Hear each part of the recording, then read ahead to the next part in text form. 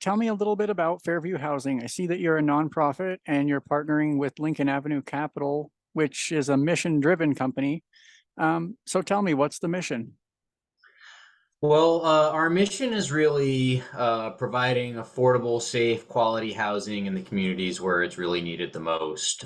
So we partner with other developers like Lincoln Avenue Capital to preserve and build new housing all over the country, and then to provide an overlay of services for the residents to really improve the quality of their life. And that's really the primary mission for Fairview and what we plan on, what we're doing and plan on expanding on in Billings. Awesome.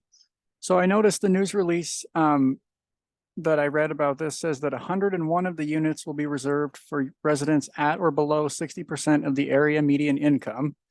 How many total units are there at South 40, and what is the plan for the rest? Well, so it is actually 101 total units at South Okay. 40. All right. But I think that press release kind of tells only maybe half the story of what those units are. So the entire project was financed with low-income housing tax credits, and one of the programmatic benefits of that program is that it's income restricted to people making 60% or less of area median income. And just for context, in Billings, the area median income is $95,000. So 60% of that is for a two-person household, and this is a senior project, so that's what we're expecting, mostly one or two-person households. That'd be $57,000. However, of those 101 units, 100 of those apartments have project-based rental assistance. So that does a few things that really benefit the residents there. They get essentially a rental subsidy from the federal government, and it allows us to actually target much lower income seniors there. So programmatically, everything, because of the tax credit financing, will be below 60%. But in practice, we're going to be targeting very low and extremely low income residents. So people more in that 50 and even 30% area median income, which again translates to $35,000 or even $21,000 or less, for a household of two.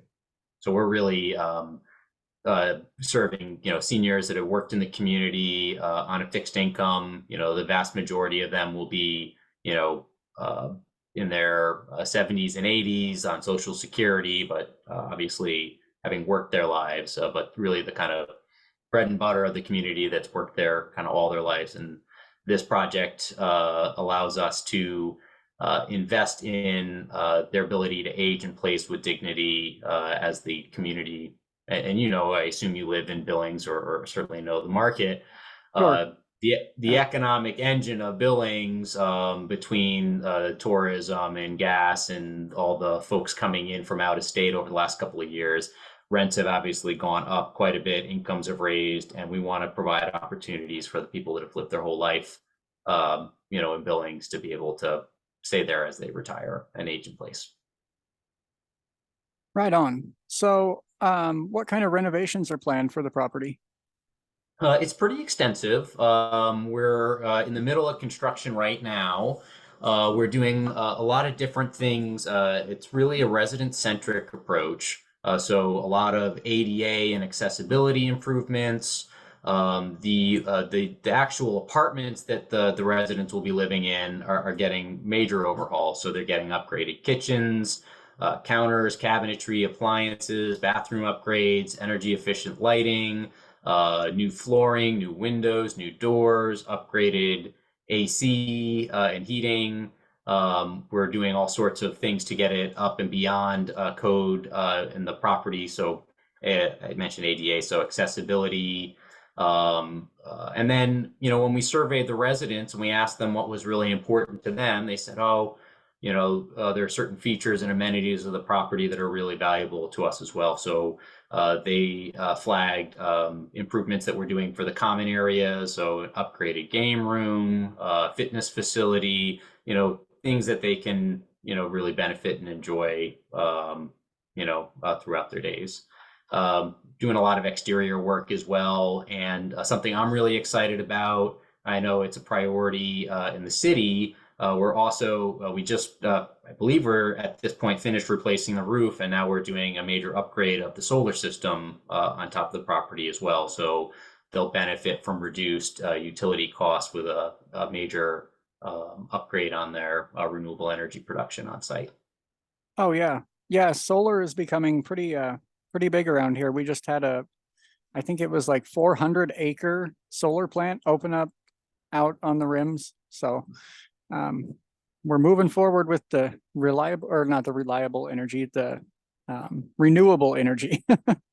So Well, it's renewable and it's reliable, and that's part of it. absolutely. So as we think about resiliency, and obviously you have more heat days, and there's more, when there's severe weather events and things of the like, having renewable energy generated on site is really important, particularly when you're serving seniors, because they really need that climate control, and they need, if you're physically impaired, you really need to have the emergency systems in place and lighting and all of that, and you need electricity to run that stuff to keep everybody safe and sound. Absolutely.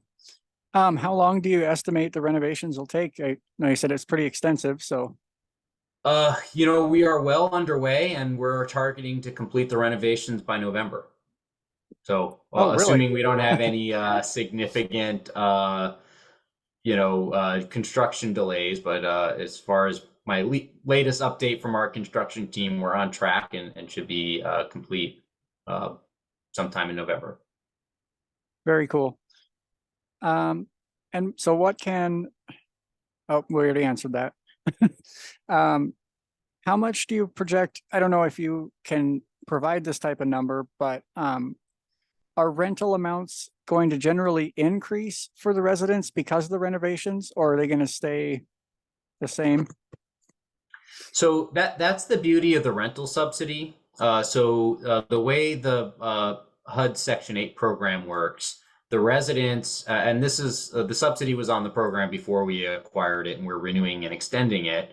The resident pays 30% of their income, and if their income goes up or down, the rent adjusts, and then the Section 8 contract pays the rest. So they're going to be getting, they're going to be getting an improved unit, but their out-of-pocket expenses are going to be the same, or hopefully less, because we're making utility improvements that should reduce not their rent payment, but their out-of-cost utility expenses. Okay, that makes sense. Now I see on here, this all was financed through a 223F loan and Yes. equity investments and bridge loans. I don't know what any of that means. Can you put it in layman's terms? Sure. So the 223F loan is a HUD, Federal Housing Finance Agency insured loan product, and it's designed for preservation of existing housing. So we're exactly in that wheelhouse to make major investments. The equity is really the low-income housing tax credit.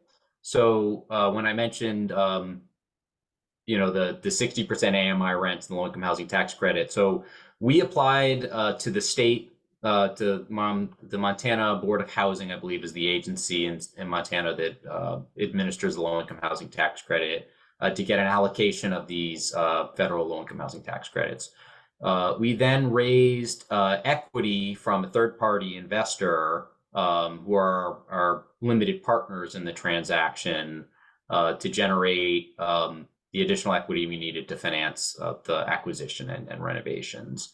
And then, the bridge financing was really just a loan that allowed us to acquire the property while we were putting together the permanent financing package.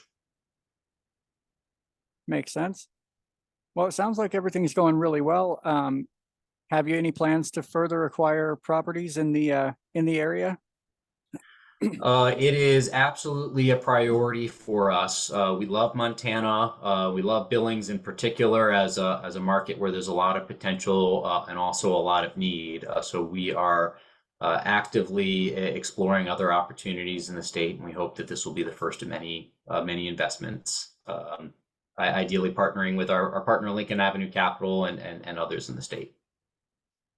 Very cool. Well, is there anything else that we haven't talked about yet that you'd like to mention or would like people to know about Fairview Housing? I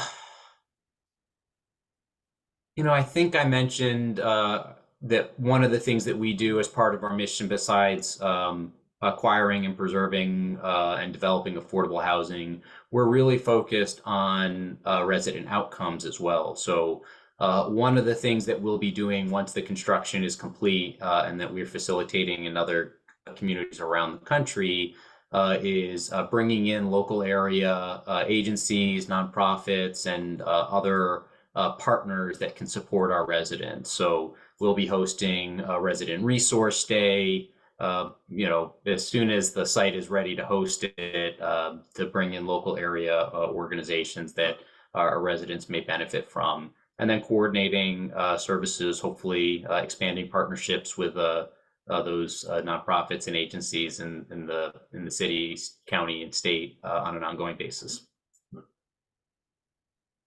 Totally radical, dude.